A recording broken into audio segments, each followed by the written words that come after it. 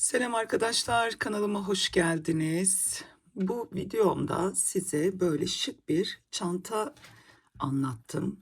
Şöyle, gerçekten de çok güzel bir çanta oldu bu. Dikdörtgen taban üstüne kurdum. Bu modele ben pirinç modeli diyorum.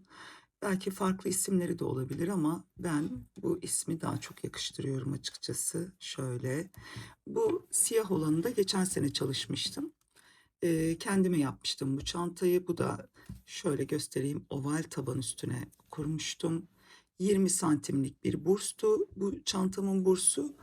Bu da 15 santimlik bir burs. Şu şekilde zincir bir askı kullanacağım ben, yine aynı renk tonlarında. Bu çantalara çok yakışıyor zaten bunlar. Askı aparat yerleri de var. Şöyle zincirinin de papağan yeri var. Bunu çok rahatlıkla çıkarıp takabilirsiniz şu şekilde. Ya da askı kullanmak istemezseniz, böyle el çantası, portföy gibi kullanmak isterseniz de elinize alıp birçok davetlerde, düğünlerde ya da bir akşam yemeğinde çok rahatlıkla kullanılabilir bir çanta. Zamansız bir çanta, yazı kışı yok.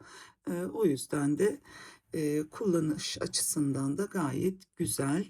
Videoma geçmeden önce kanalıma abone olursanız çok mutlu olurum. Kanalıma abone olmak ücretsiz. Beğenilerinizi de esirgemezseniz sevinirim. Aklınıza takılan bir şey olursa da lütfen yorumlara yazın. Oradan ben dönüş yapıyorum. Şimdi videomuza geçelim. Keyifli seyirler diliyorum hanımlar. Evet, hepimize kolay gelsin diyerek başlıyorum. Şimdi ben tabanı çalıştım. Tabii ki size göstereceğim yine de. Hemen şöyle bakın. Tam metal bursumuzun bu iç çapına göre ördüm. Çünkü zaten bunun kenarına bir sık iğne gideceğiz ve köşelerden de arttırma yapacağımız için iç çapına göre ben tabanı çalıştım. 15 santimlik bir burs bu. Hemen ipimden bahsedeyim size. Şöyle polyester makrame No 4, 200 gram, 220 metre ve 3,5 numarada tığ kullanacağım arkadaşlar. Evet, şimdi ben size kısaca tabana başlangıcımı göstereyim. Şöyle farklı, yine aynı milimde bir iple hemen başlıyorum. Şimdi arkadaşlar şöyle bir kilit zinciri yapıyorum öncelikle. Sonra 17 artı 1 yapacağız. Şu birinci, ikinci, üçüncü, dördüncü, beşinci, altıncı, yedinci, 16, 17, 18. Şimdi hemen bir sayacağım ben. Şöyle, burası kilit. 2, 4, 6, 8, 10, 12, 14, 16, 18. Evet. Şimdi hemen şu arka tarafındaki çizgilere batarak geri dönüş yapıyoruz. Şunu atlıyorum. Bu çünkü geri dönüş zincirimiz. Hemen 17. zincire batıp bir sık iğne yapıyorum. Şöyle sık iğne yaparak sıra sonuna kadar gideceğim. Sıra sonuna geldim ben. Hemen şuradan sonuncu sık iğneme batıyorum. Kilit burada kalıyor. Bir tane zincir çektim, geri döndüm. Bu kenar hattının düzgün olması için bu ilk zincire batmayacağız. Şuraya. Onun yerine bu ikinciye batacağız. Şu şekilde 2 oldu. Şöyle 3. Şöyle 4. 5. 6. 7. 8. 9. 10. 11, 12, 13, 14, 15, şöyle 16 ve 17. Tekrar bir zincir çekiyorum. Birinciye batmayacağız, ikinciye. Çünkü kenarlarının düzgün olmasını istiyorum. O yüzden de ben bu şekilde yapıyorum. Dikdörtgen taban kenarlarını.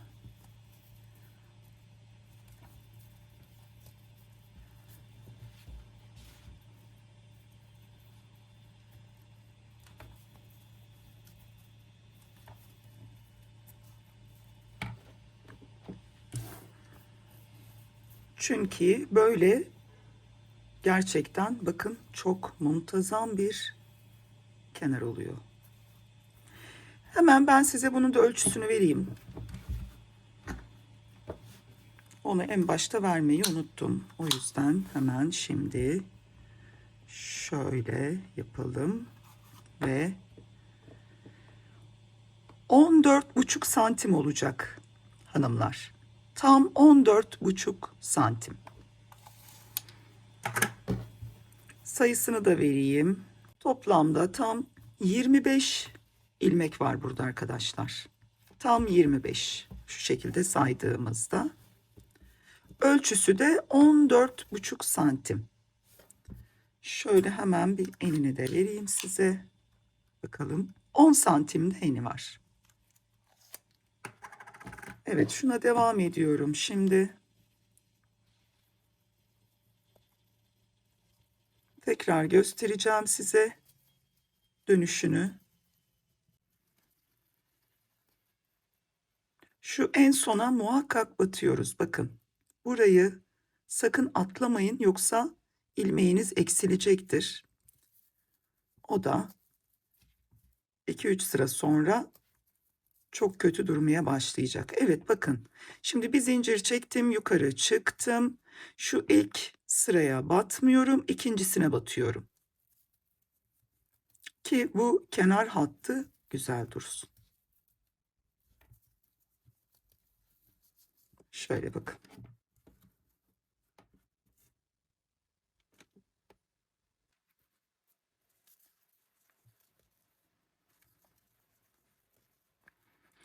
Evet. 14,5 santim olana kadar örelim. Yani benim ipime göre 25 sıra ördüğümüzde 14,5 santimi görmüş oluyoruz. Evet, şimdi kenar hattını dönmeye başlayacağız hanımlar. Şimdi bakın, ben bu son sıraya batmışım. Bu son sıraya bir tane daha batıyorum dönüş için. Şöyle buraya döndü. Şu son ilmeğimdi. Aynı noktaya bir tane daha batıp yan kısma dönmüş oluyorum.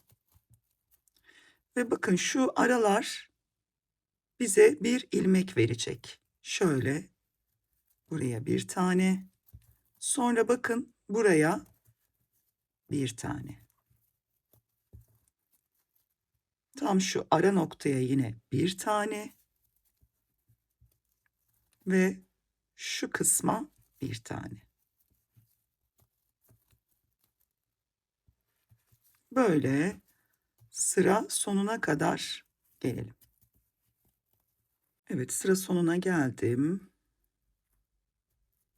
Şöyle aynen devam ediyorum. Şu kısma da batıyoruz. Burada da bir en üstteki ilmek var. Şimdi bu ilmeği bu yan için verdim. Bir tane daha aynı noktaya batıyorum. Bu ilmeği de 3 sıra için verdim. Hemen buradan yine gelen başakların içine batmaya devam ediyoruz. Burası zaten bizim 17 zincir çektiğimiz nokta. Şu arkadaki ipi de buradan yürütüyorum.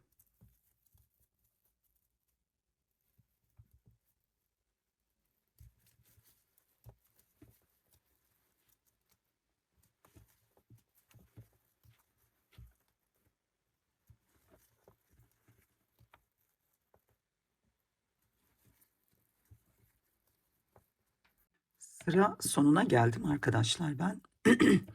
Şimdi ben buradaki son ilmeğe battım. Bakın burada 18. zincirimiz var tam şu kısımda.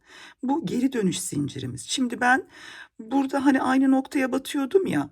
Bu köşede batmayacağım. 18. zincirin şöyle içine batacağım.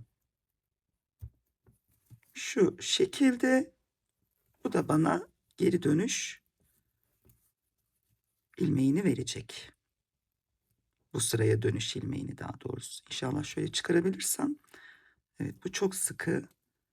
Heh, çıkardım. Şu ipi de biraz böyle çekelim. Tamam.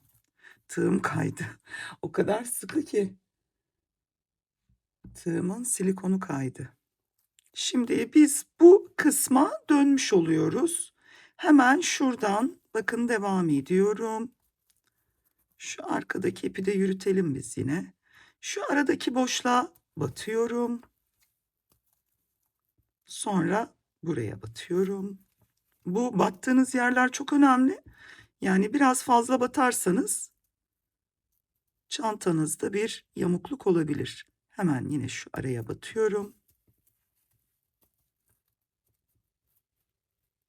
Tekrar buraya battım. Şöyle kontrolde ediyorum ki ben. Tekrar şuraya battım. Ve buraya. Evet. Bakalım. Şöyle düzgün mü? Evet, gayet düzgün. Buradan ben devam ediyorum. Evet, burası biraz karışık olsun. Şuraya batalım. Ve buraya. Ve buraya.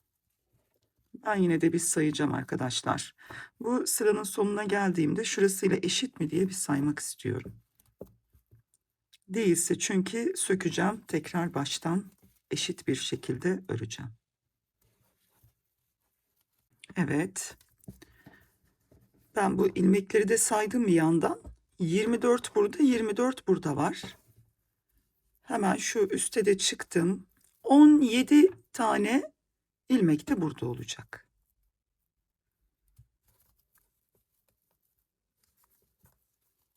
Buradan yine devam ediyorum. Şu şekilde.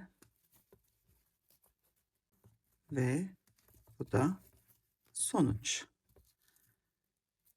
Evet. Bir sayalım şuradan. 2, 4, 6, 8, 10, 12, 14, 16. Şurası da 17. Evet.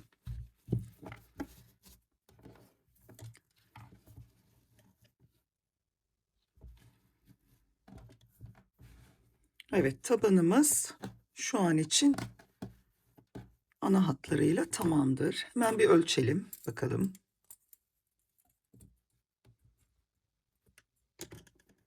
Evet, bakın tam şu an ölçümüz oturuyor. Şöyle üste de koyalım. Şu şekilde böyle daha iyi görebiliyoruz hatta. Evet, gayet güzel. Şimdi ben buraya bir çerçeve hattı vereceğim. Bunlar hemen. O bir kaydırma olacak. Sonra da bakalım elimizde kaç tane ilmeğimiz var. Bir de onu sayalım. Hemen şuradan bakın başlıyorum kaydırmaya. Herhangi bir arttırma falan olmayacak. Dümdüz kaydıracağız. Şöyle biraz elinizde rahat tutun lütfen, kasmasın sonrasında. Böyle kaydıra kaydıra dört bir tarafını döneceğiz. Bakın şöyle Ne kadar güzel duruyor değil mi? Bu hattı ben tabanda çok seviyorum ya. Sonrasında çok şık bir görüntü çıkacak ortaya. Burayı komple kaydırma yaparak tekrar buraya geleceğim. Evet, son kaydırmamı da yaptım. Bakın ne kadar güzel oldu değil mi? Bu dikdörtgen tabanları çok seviyorum. İnci gibi dizildi resmen. Şuraya bakın, çok güzel. Hemen ipimi buradan keseceğim. Şuradan da şöyle bir alayım. Sonra keseyim.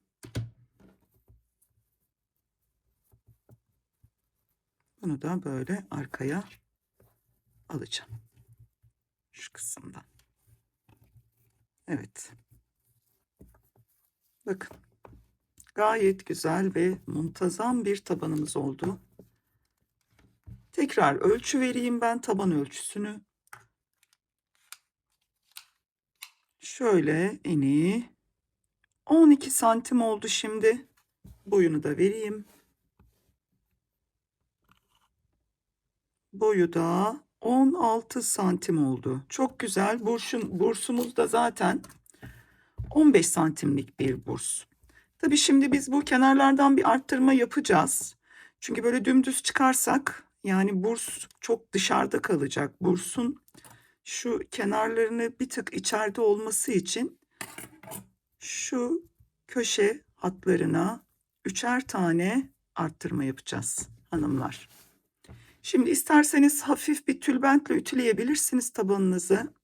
Sonra da şu sayıları sayalım bakalım elimizde kaç sayı varmış. Evet, şimdi ben komple saydım.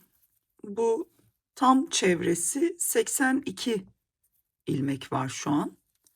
Biz şimdi şu köşelerden arttırma yapacağız. 3 batacağız köşeleri. Üçer, üçer, üçer. 90 ilmek gibi bir ilmek olacak sonunda. Şimdi başlıyorum. Hemen şöyle buradan başlayacağım. Hemen yalnız şöyle bir şey yapmak istiyorum. Bakın burada bizim en üst sırada 17 ilmeğimiz vardı. Bu 17 ilmeğin tam ortasına bir işaretleyici koymak istiyorum ben. O yüzden de şimdi 8 buradan sayacağız. 8 buradan tam ortaya bir işaretleyici koyacağız. Çünkü bu bize bursumuzu takarken çok kolaylık sağlayacak hanımlar. Hemen buradan sayalım, buradan sayalım. Sizde sayılar farklı düşmüş olabilir. Siz de kendi sayılarınıza göre sayın. Tam ortaya bir işaretleyici takalım şu iki tepe noktasına, şuralara. Şimdi hemen sayıp geliyorum bu kısmı da. Evet, ben işaretleyicilerimi taktım. Tam ortaladım. 8 burada, 8 burada. Bu taraf için de geçerli. 8 burada, 8 burada. Siz de kendi ölçünüze göre bursunuz büyük olabilir, ipiniz farklı olabilir veya fazla ilmeğiniz olabilir. Tam ortalayın şu kısmı. Buraya işaretleyicinizi takın. Bakın zaten üstteki kaydırma noktasına taktım ben. Biz bu üst kısmı öreceğimiz için burada herhangi bir sıkıntı yaşamayacağız. Bunlar burada kalacak yani çantamız bitene kadar ta ki bursumuzu takma işlemi gelene kadar bunlar burada kalacaklar. Şimdi hemen şu üst noktadan örmeye başlıyorum. Sık iğne yapacağız şimdi bu kısmı. Çünkü arttırmamız var. Şuradan başlıyorum. Şu üst kısma tığımı geçirirsem evet. Bakın şu öndeki bu kaydırmaya batmayacağız. Bunun üst kısmına batıyoruz. Şuradaki başaklara batacağız. Bunlara değil. Yani şöyle yaklaştırayım iyice. Bakın bunlar burada duruyor. Hemen buradan şöyle içeriden aldım. Bunu üstüne attım. Bu ipi de zaten yürüteceğim. Şöyle bir sık iğne yaptım. Hemen yanındakinden devam ediyorum. Şu şekilde. gelen başaklara batacağız. Ama öndeki kaydırmalara değil. Onun üstündeki başaklara batacağız hanımlar. Zaten hemen geldim köşeye. Tabanımız küçük olduğu için köşeye çok rahat geliyoruz. Evet, şimdi bakalım nereden arttırma yapalım. Evet, burası uygundur. Şimdi bir tane battım zaten. İkinciyi battım ve son üçüncüyü de battım. Burada tam şu köşede 2 tane arttırma yaptım. Yani kendi ilmeğiyle birlikte 3 tane oldu. Şu köşesi. Hemen yanından devam ediyorum.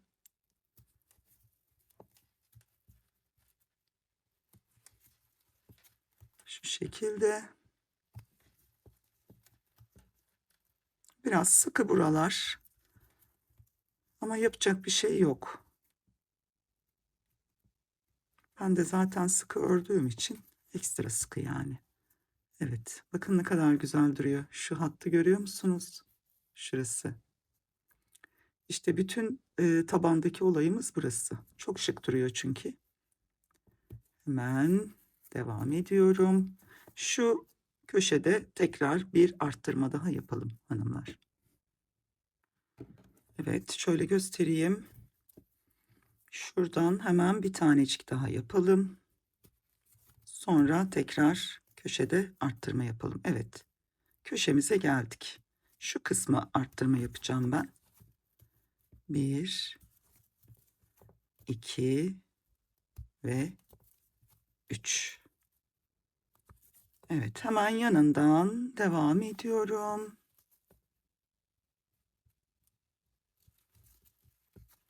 Şimdi ben burada da arttırma yapacağım. Burada da arttırma yapacağım. Burada buluşalım tekrar. Evet, sıra sonuna geldim. Hemen son ilmeğime de batıp şurada kaydırmamın üstünden tekrar bir kaydırma yapacağım tabii ki. Bu da bize bir ilmek veriyor. Şuradan batalım. Evet, burası da tam bakın işaretleyicinin olduğu ilmek. Evet, buradan bir tane zincirle yukarı çıktım. Çok harika bir taban oldu. Hemen bir daha ölçeceğim ben. Ölçmelere doyamıyoruz. Evet. Çok güzel. Üstüne alalım. Tamam. Altta bursumuz görünmüyorsa bu iş tamamdır. Bakın. Şimdi çok muntazam bir şekilde yukarı çıkacağız.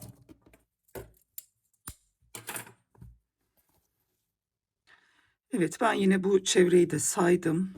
İşimi garantiye almak istiyorum açıkçası. Bu model 2'nin katları. Burada da 90 tane ilmek var. Tam şu çevre çapı. 90 ilmek. 2'nin katları oluyor 90 ilmekte. Şimdi modelimize geçebiliriz. Evet, şimdi yani bu modele pirinç model de diyorlar. Birçok ismi var. Ben pirinç demeyi uygun buluyorum. Şimdi evet hanımlar, bu alttan şu bakın burada birleştirme yaptık. Bir kaydırma yaptık. Bir zincir çekip yukarı çıktık. Hemen şu yanındakinin şu alt kısmından giriyoruz. Bu şekilde aldım. Şöyle bir sık iğne.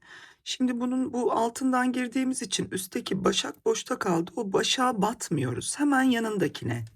Yani orası zaten bize bir ilmek verdiği için tekrar üstündekine batmıyoruz.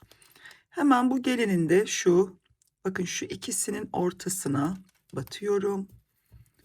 Şöyle bir sık iğne. Yanındakine batıyorum. Yine bir sık iğne.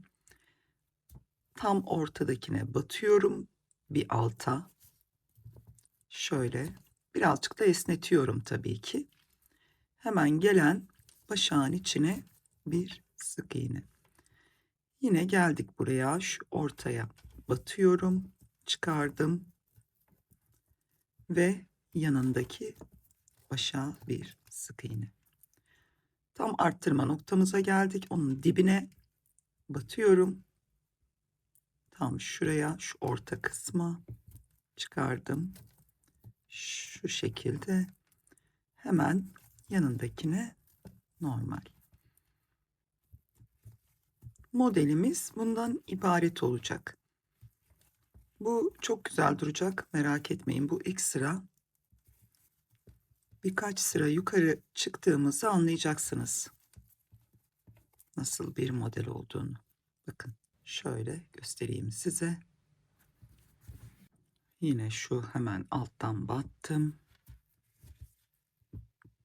Şu şekilde yanına gelene normal bir sık iğne. Tekrar şu ortadan içeri girdim. Çıkardım. Hafif esnetiyoruz orayı tabii ki. Gelene yine bir sık iğne. Tekrar şu aradan battım. Gelene bir sık iğne. Bakın şu an çok belli değil. Birkaç sıra sonra belli olacak. Yine şu alttan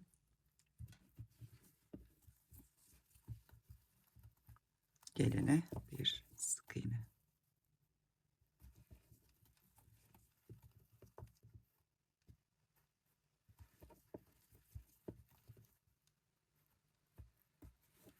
Bu çantamız spiral bir şekilde ilerleyecek.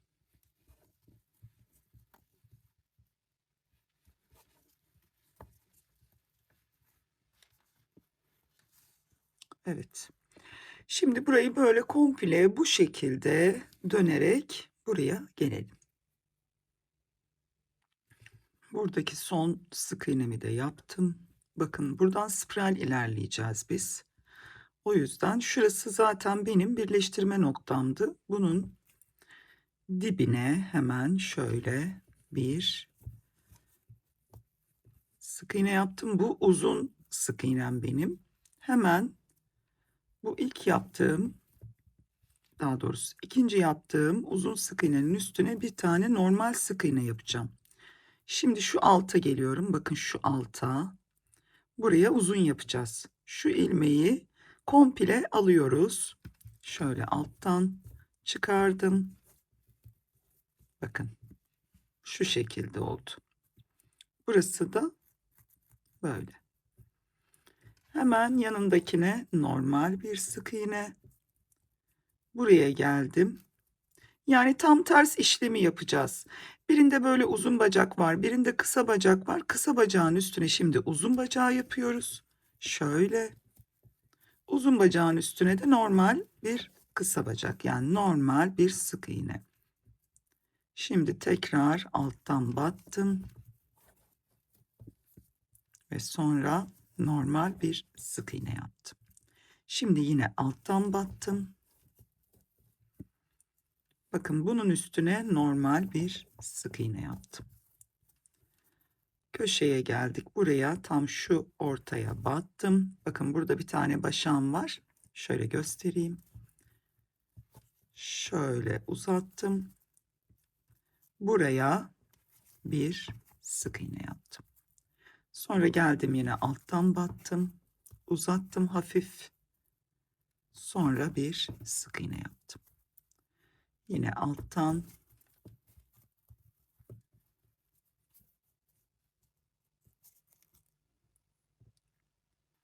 Evet, ikinci sırada böyle modelimiz çıkmaya başladı ortaya. Hemen buraya normal bir sık iğne. Şu araya alttan battım. Yine bu şekilde sıranın sonuna kadar gelelim. Ve tekrar göstereyim. Bakın. Model çıkıyor artık. Yine sıranın sonuna geldim ben. Şöyle bakın,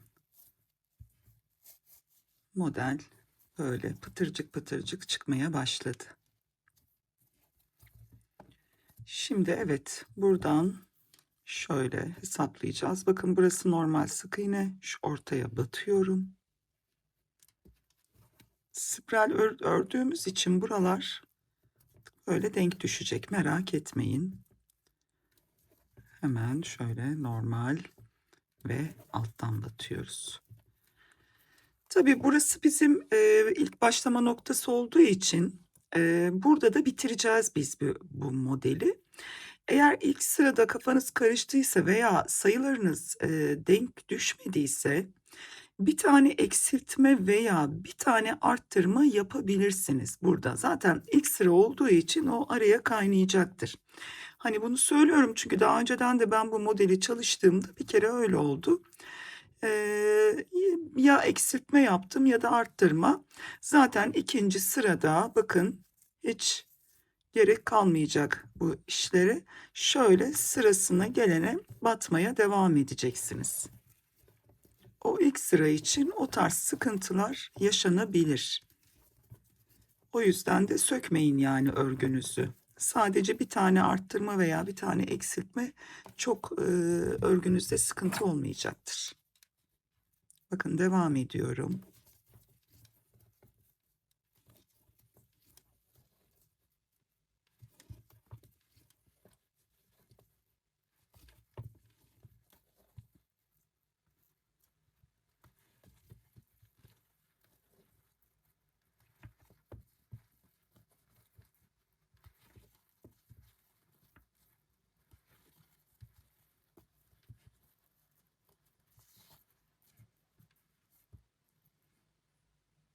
Hemen size şu daha önceden ben düz siyah polyester makrame ile yapmıştım.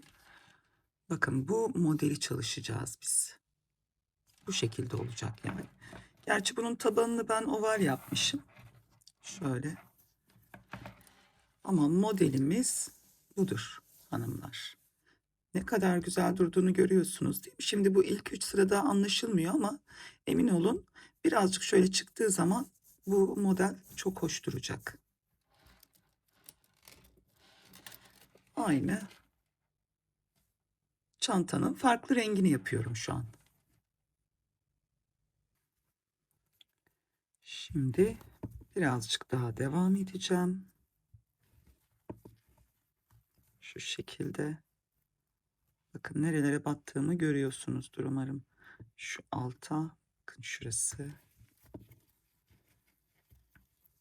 Sonra şunun hemen bu sağ tarafında kalanı. Yani ister soldan batın ister sağdan. O size kalmış. Nasıl rahat ediyorsanız. Bakın. Burası düz. Buraya şimdi bir alta iniyoruz.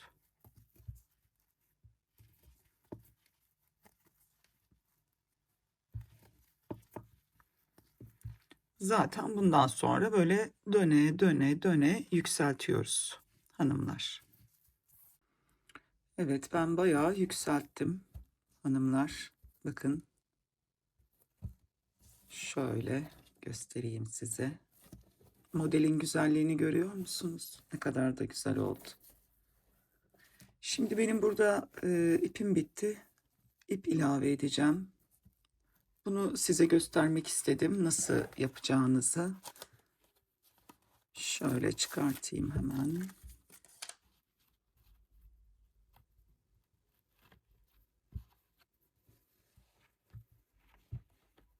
Hiç bağlama falan yapmayacağız burada. Böyle işinizi çok kolaylaştıracak bir ip ilave işlemi göstereceğim. Bakın şimdi burada bitmiş zaten. Şu kadar bir parça kalmış. Hemen şuradan tığımı bakın şuraya taktım. Bu ipi arkaya aldım. Hemen şu ipi Böyle tığımın ucuna aldım ve bu iki bacağın içinden geçirdim. Bakın. Şu ipleri de arkadan yürüteceğim buradan şimdi.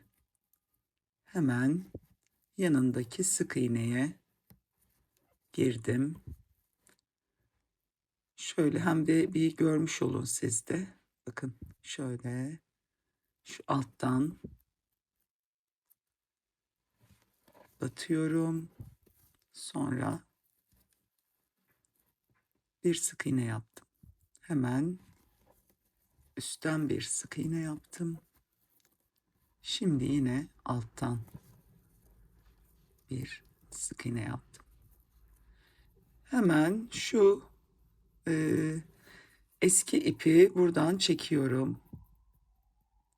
Yeni taktığım ipin ucunu da çekiyorum şöyle hafif. Bakın. Görüyor musunuz? Arada kayboldu. Hiç belli değil. Tabii bu ipleri ben buradan biraz yürüteceğim. Çünkü sonuçta bağlamadık herhangi bir yere. O yüzden de şöyle sağlam olması için yürüteceğim. Sonra da uçlarını, fazlalıklarını kesip yakacağız. İç kısımda kalacak tabii yaktığımız nokta. Şöyle devam ediyorum.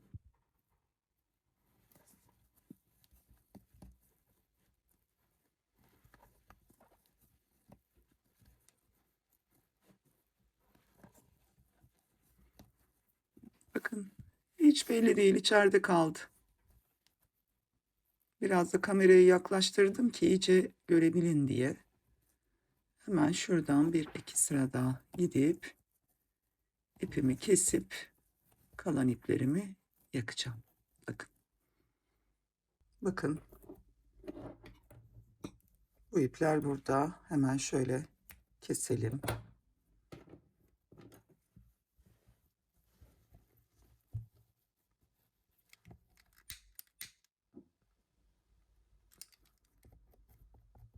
Evet, bu kadar. İşte belli değil. Öyle düğüm düğüm de görünmüyor.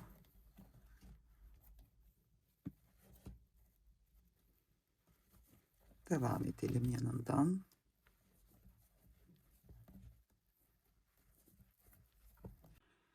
Bu model kısmını ben şimdi bitirdim hanımlar. Hemen size bir ölçü vermek istiyorum. Şöyle bakalım. 14 santim diyelim.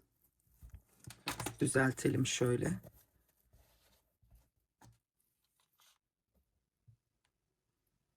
Şu şekilde 14 santim. Evet.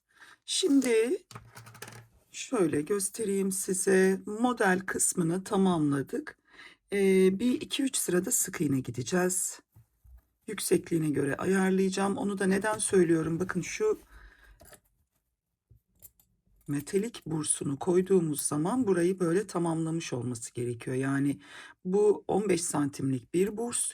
Biz 16 santim gibi öreceğiz. Çünkü bir tane en son sık iğnede bu dikme payı olması gerekiyor.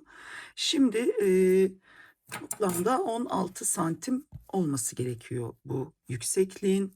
Hemen şuradan şu ilk bakın yukarı çıktığımız yerden buraya işaretleyici koymuştuk hatırlıyorsanız. Sık iğne yapacağım şu kısımda. Burası da böyle hani kaydırma yaparak spiral yapmıştık. Döne döne döne çıktık yani. Yine bu noktadan tekrar sık iğne yapmaya başlayacağım ben. Burada da herhangi bir böyle bir kod farkı olmasın açıkçası.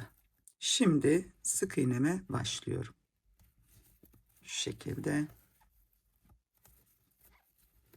Hiç ipimi falan koparmayacağım. Dümdüz burayı sık iğne yapacağım. Sık iğne kısmını da çünkü spiral bir şekilde öreceğiz. Yükseklikte 16 santim olacak toplamında.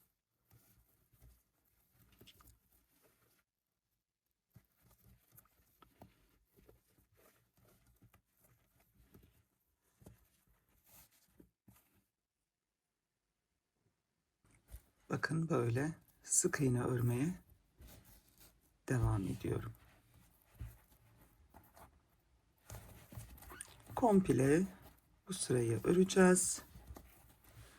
Bu ilk sık iğne yaptığımız yere de hiçbir şey yapmayacağız hanımlar. Yine dümdüz şuradan başlamışız. Devam edeceğiz burayı döne döne ama burada tekrar görüşelim biz. Evet, hem model başlangıcı hem de sık iğne başlangıç noktama geldim. Şöyle devam ediyorum. Bakın hiçbir kaydırma veya bir üst sıraya çıkmıyorum. Buradan böyle dümdüz örüyorum.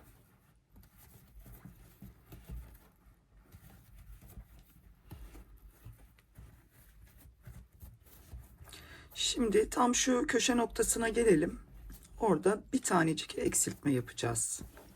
Çantamızın bu sırada ilk sık iğneden sonra yani ikinci sık iğnede tam bu köşe noktalarından birer tane, sadece bir tane eksiltme yapacağız hanımlar. Köşe noktasına gelelim, orada görüşürüz. Evet, bakın köşe noktası tam burası. Biz buradan böyle dümdüz burada bir tanecik eksiltme yapacağız. Onu da nasıl yapacağız? Hemen size göstereyim. Bakın, battım, çıkardım. Yanındaki başa bir daha battım, çıkardım. Üçünü tek seferde aldık mı bu bir eksiltme oluyor. Şöyle. Bakın. Tam köşe noktalarında sadece birer tane.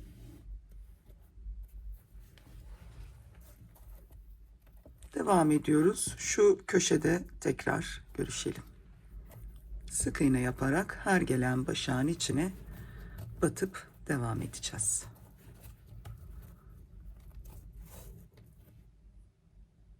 Evet, şimdi diğer köşe noktama geldim. Hemen şu köşeden şöyle ortalama bir yer alıp şurası, burada yine bir eksiltme yapalım.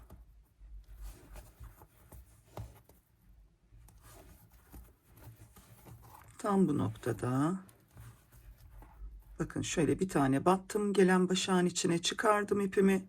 Sonra yanındaki başağa bir tane daha batıp yine ipimi çıkardım. Tığımın üstünde 3 tane var. Üçünü birden çıkartıp bir tane eksiltme yaptım burada. Şimdi yine yanından gelen başakların içine sık iğne yapmaya devam ediyorum. Bu sık iğne de bizim ikinci sıramız. 3 sıra yapacağız toplamında, yani bu sıranın üstüne bir kere daha döneceğiz. İlk başladığımız noktada da çantamızı bitireceğiz. Yani bu noktada 3 tane sık iğne yapıp gelelim. Tabii her köşeye de eksiltmemizi yapalım. Şimdi 2 tane yaptık. Bir tane buraya, şöyle göstereyim. Bir tane buraya, pardon, buraya daha yapmadık. Bir tane buraya, bir tane bu köşeye, şimdi bu köşeye ve bu köşeye. Sonra yine komple hiç eksiltme yapmadan tekrar burada buluşalım. Evet. Şimdi bakın 3 sıra oldu burası. 3 sıra sık iğne yaptık. Tam ortadaki sırada da şu köşelerden birer tane eksiltme yaptık. Onlar arada kaldı. Şimdi hemen tekrar bir ölçelim. Bakalım kaç oldu.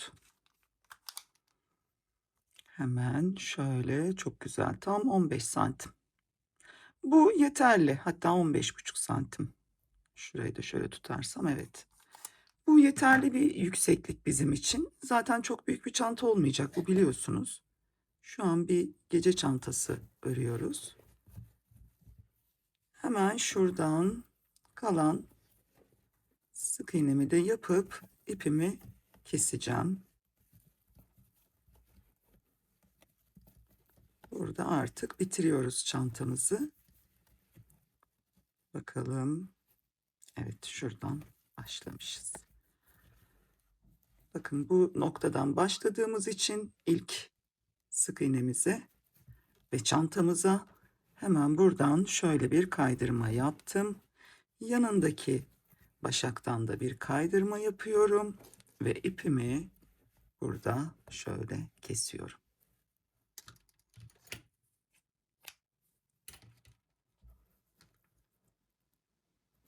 İlmek ucumu çıkarttım. Şöyle arka kısmından da içeri alıyorum. Sonra buradan birazcık yürütüyorum. Hemen şu aradan gireceğim ve bu ipimi şu iç kısma çekiyorum. Tamam. Keselim ve ucunu yakalım. İşte bu kadar. Şimdi o ipin oradan çıkma şansı yok artık. Evet, bakın. Şimdi bursumuzu ayarlayalım. Biraz kameramı yukarı alayım. Bu kısımları da göstereyim size. Evet, şöyle yan çevirelim. Şu şekilde bir köşeleri ayarlayalım. Tam köşe noktalarını. Şöyle. Şurayı bir yapalım öncelikle. Evet, şimdi şu işaretleyiciyi buradan hemen şu üst sıraya alacağız. Şu kısma yani. Bakalım şöyle bir. Evet. Hatta bunu hiç kıpırdatmayın yerinden. Buraya bir tane daha takılabilir.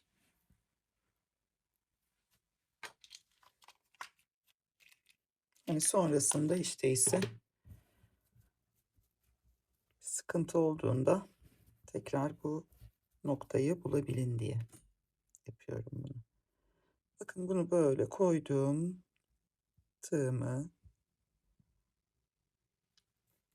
Bunu bir cetvel yardımıyla da yapabilirsiniz. Nereye denk geliyor? Tam buraya denk geliyor. Orta kısmı burası. Bakın şöyle göstereyim. Tam ortası burası hanımlar. Aynı işlemi diğer taraf için de yapalım. Burada tabii bir kaydırma yaptığımız için hemen şöyle bir düzeltelim bunu. Bir tane daha işaretleyici alayım.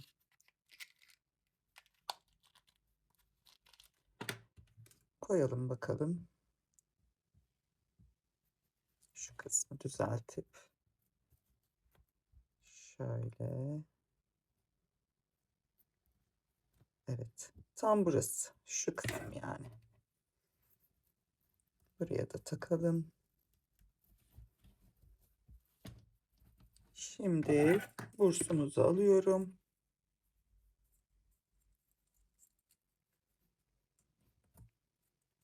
Böyle olacak. Bakın bu şekilde. Şöyle bir ayarlama da yaparız tabii ki bunu dikerken. Hemen iğnemi ipliğimi ayarlayıp geliyorum hanımlar. Evet hanımlar bakın ben şuralardan böyle işaret koydum. Tam asıl işaretleyicimi bu ortaya aldım. Buradan bir tane bıraktım, buradan bir tane bıraktım. 3 tane ortada bıraktım yani. Ve sonra buradan dördüncü, buradan da dördüncü. Şöyle bir işaretleyici koydum ki hani burada bir karışıklık olmasın diye. Şu şekilde. İki tarafa da yaptım bunu. Yani biz nereden başlayacağız? Bu çantamızı içine alacağız. Bursumuzun hemen şöyle bakın.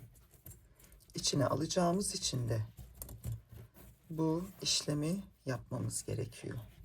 Bakın şöyle. Birazcık şöyle kaydırmak gerekiyor. Düzeltmek gerekiyor elimizle.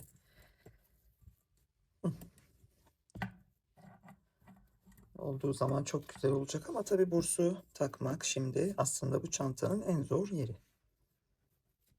Ama yaparız. Daha önceden de yaptık. Evet, şöyle. Şimdi ben bunu bir oturtup geliyorum hanımlar.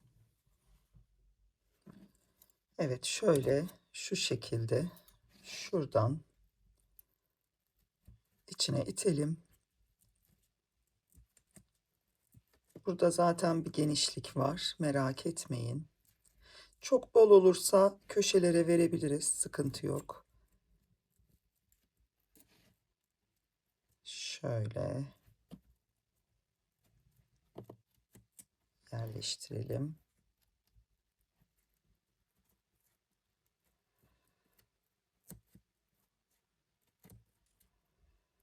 Dar olmasındansa geniş olması daha iyidir. Evet. Buraları ayarlıyorum ki çünkü bu köşelerden de bir tutturma yapacağım. Çantamı dikmeye başlamadan önce. O yüzden de şöyle bu iç kısma şu çantamızın en son sık iğnesini yerleştiriyorum. Bakalım bir. Gerçi girmiyor şu an ama olsun. Hiç değilse neresi köşe neresi değil anlamış olacağız. Evet bakın.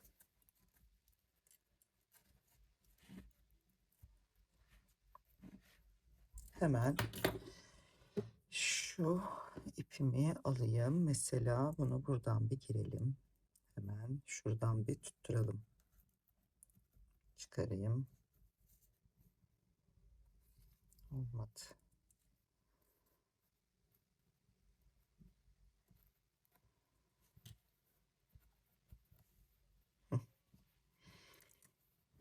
Şu köşeyi bir tutturduk.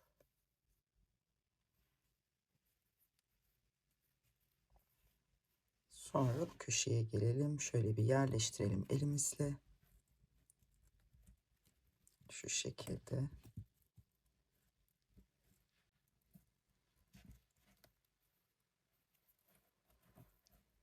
Aldım ve çıkardım.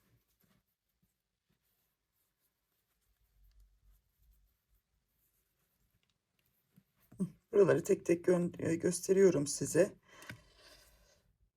Ama bunlar önemli detaylar gerçekten. Çantamızın bursunu böyle güzelce yapmak için bunlar çok önemli detaylar. Şöyle iğnemi ipliğimi taktım. Normal bir dikiş iğnesi. Bunun için özel bir iğneye gerek yok. İpliğim de şöyle Miyuki için kullandığım bir iplik. Bunu tercih etmemin sebebi hem çok ince hem de inanılmaz sağlam bir iptir bu. Hemen şuradan, yani sizin de elinizde varsa öyle sağlam ipleriniz, onları kullanabilirsiniz. Tabii rengi de uyumlu olmalı. Hemen bakın şuradaki şu delikleri görüyoruz değil mi? Bu deliklere bata çıka biz yapacağız bu işi. Hemen şuradan bir ipimi sıkılıyorum. Çünkü bunun içinden kayıp çıkacaktır muhtemelen. Şöyle. Evet. Şimdi bunu içe alıyoruz. Bakın. Şu ara kısımları var. Gördünüz mü? Şuralar. Bunların içine bu son sırayı iterek parmağımızla alıp sonra şuradan batıyoruz. Ve bakın bu arka delikten çıkaracağız.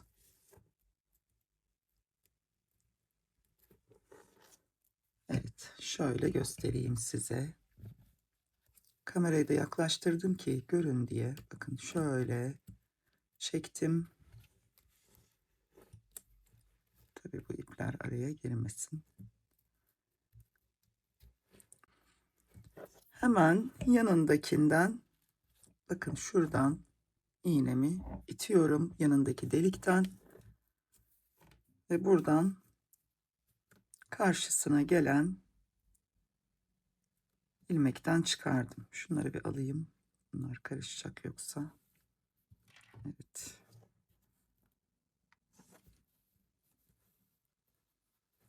Şunu da çıkaralım. Buralarda hızlandırabilirsiniz hanımlar. Biraz uzun sürüyor çünkü. Hemen bakın bunu iyice sıktım. Şimdi şöyle giriyoruz bakın şöyle. Bu ilmeği de içine aldık. Hemen bir yanındaki delikten çıktım. Çekiyorum ipimi. İyice çekiyorum ama o yüzden kopmayan bir ip tercih edin lütfen. Bu çok önemli. Çünkü çeke çeke yerleştireceğiz biz bu bursu çantamıza. Şöyle iyice çektim, sıktım. Hemen yanındaki delikten şuradan batıyorum yukarı. Şu şekilde. Ve yanındakinden de tekrar şurayı alarak hemen bir gözlüğümü takayım.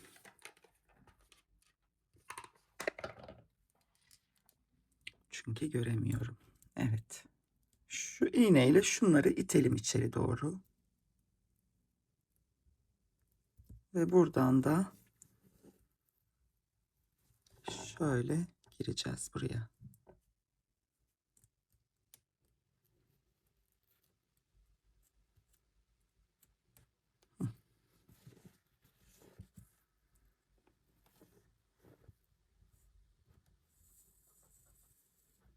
Ve çektim. Sıktım. Evet. Şimdi yanından burada karşılıklı gelmesine gerek yok. Çünkü çantamızın ağız kısmı bursumuzdan daha geniş. O yüzden de hiç öyle hani kasmayın kendinizi, rahat rahat içine yerleştire yerleştire biraz da böyle çanta ağzını bir tık daha geniş geniş alarak dikebilirsiniz. Umarım görünüyordur kameradan. Şöyle çıkardım. Şöyle iyice sıktım. Tekrar geldim. Hemen bakın şu delikten, şuradan girdim. Evet. Şu bakın köşeye geldik. Bunu keselim. Hemen şurayı böyle içine vere vere burada bir sivri uçlu bir şeyin de yardımı olacaktır. Şöyle bakın.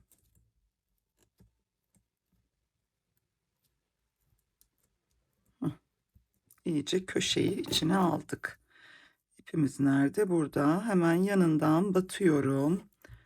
Ve tekrar şu köşeyi buradan bulmaya çalışacağım. Buldum. İpimi toparlıyorum.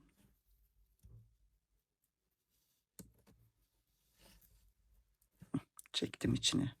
Sıkıyorum iyice. Ve yanından girdim.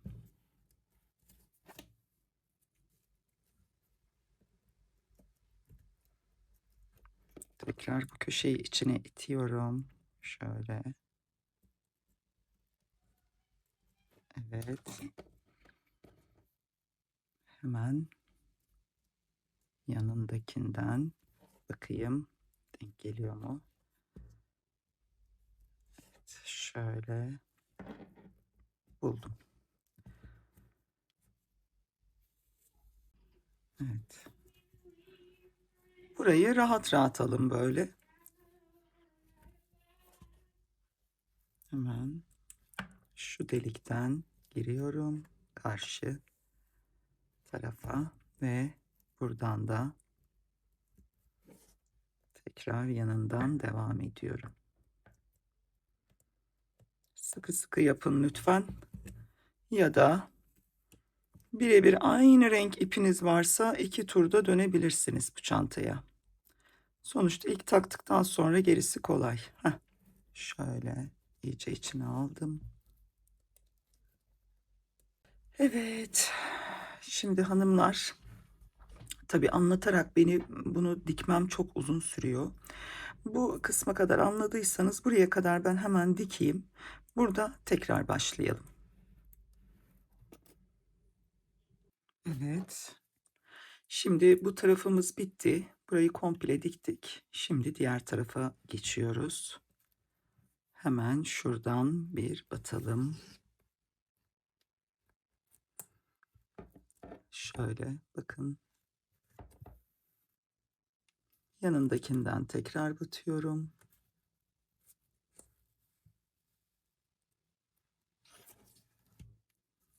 Tabii bunları toparlayalım. Pardon. Evet, şöyle sıkıyoruz. Şimdi bir daha buraya girelim. Çünkü ipi orada kaç tur dönüyordum ben, ip tutunsun diye. Onu yapmadım. O yüzden buradan, bu delikten bir daha gireceğim ki şöyle tekrar aynı noktadan batıyorum. Bakın, aynı noktadan. Görünüyor mu kamerada? Görünüyor. Evet.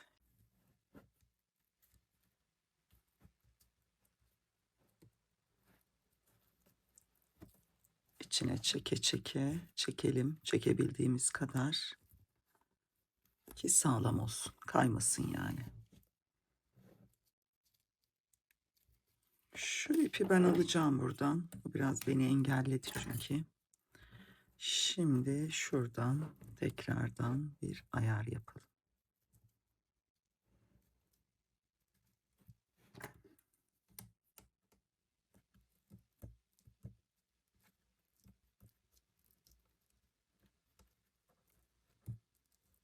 Evet. Devam ediyorum. Hemen şu alttan böyle bursun deliğini çantadan battığınız zaman çantanın ağız kısmından arayın. Zaten iğne çıkacaktır sıradaki delikten. Hemen yanındakinden geçiriyorum. Şöyle bakın. Hep böyle çantanın ağız kısmını ite ite dikeceğiz hanımlar. Şöyle iyice çekelim ki içine alalım. Bursunuzun içine. Hemen gelen, şurayı da biraz düzeltelim. Delikten batalım.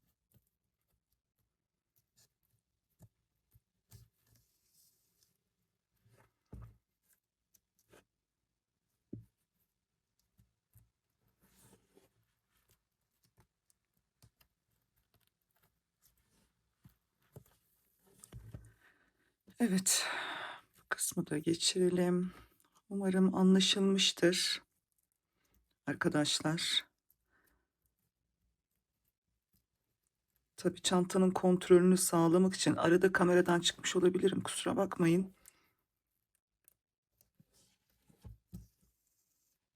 Ama önemli olan anlayabilmiş olmanız. Hemen şuradan tam köşeleri yapıyoruz. Bakayım. Evet, şuna batalım. Arkadan da bursun deliğini buldum ve şöyle şunları da çıkaralım tabii buradan, böyle sıkı sıkı çekiyoruz. Evet. Şimdi ben burayı da komple bitireceğim. Bakın zaten işaretlediğim yer burası. Burada da hemen şöyle bir ayar yaparsınız. Bunları da içine ittire ittire dikeceğiz. Sonra da ortaya çok güzel bir çanta çıkacak. Evet, şu bitim yerinde tekrar görüşelim hanımlar.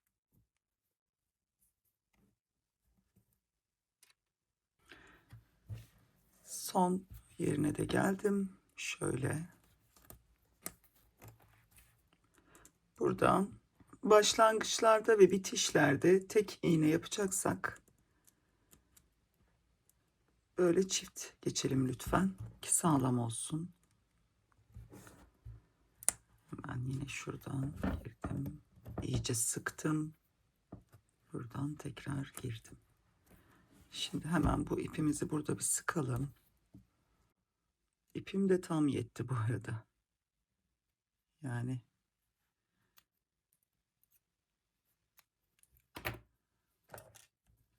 evet. Şimdi şunları bir çıkartalım. Şöyle diktik. Şurada bir içe doğru kayma olmuş. Evet, onu toparlayacağız. Evet, şunları söküp geliyorum hemen. Evet, bütün ipleri işaretleyici şunlar kalmış. Hemen bunları da bir çıkartalım. Şöyle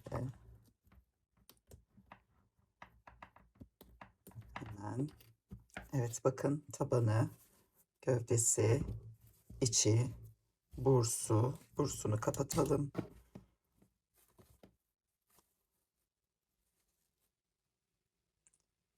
Çok güzel bir çanta oldu. İpim de çok belli değil. O da güzel bir şey. Hemen buna bir zincir takacağım ben. Şöyle bir zincir takalım hemen.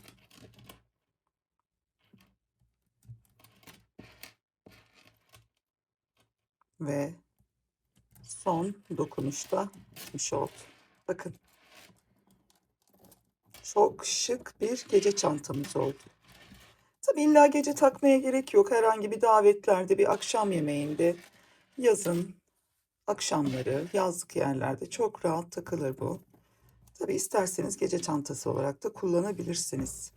Birçok yerde kullanılabilir bir çanta. 15 santim bursumuza yaptık bu çantayı. Çanta böyle birazcık böyle balon geldi ama bence çok şık durdu. Bakın, iç hacmi zaten çok geniş. Birçok şeyi alabilir. İsterseniz tabanına keçe de koyabilirsiniz. Astarlamasını da yapabilirsiniz. Astarı burstan önce de takabilirsiniz. Burstan sonra da takabilirsiniz. O herhangi bir sıkıntı olmuyor. Şöyle çok güzel bir çantamız oldu hanımlar. Umarım güzel, anlaşılır bir şekilde anlatabilmişimdir. Sonuç benim çok hoşuma gitti. İnşallah sizin de hoşunuza gitmiştir. Bu videomu burada bitiriyorum. Çantamı beğendiyseniz beğen butonuna basın lütfen. Kanalıma abone olmadıysanız ücretsiz abone olabilirsiniz. Aklınıza takılan bir şey olursa yorumlara da yazın, geri dönüş yapıyorum. Harika bir çanta oldu. Yapmak isteyenlere kolay gelsin diyorum. Şimdilik hoşça kalın, sevgiyle kalın.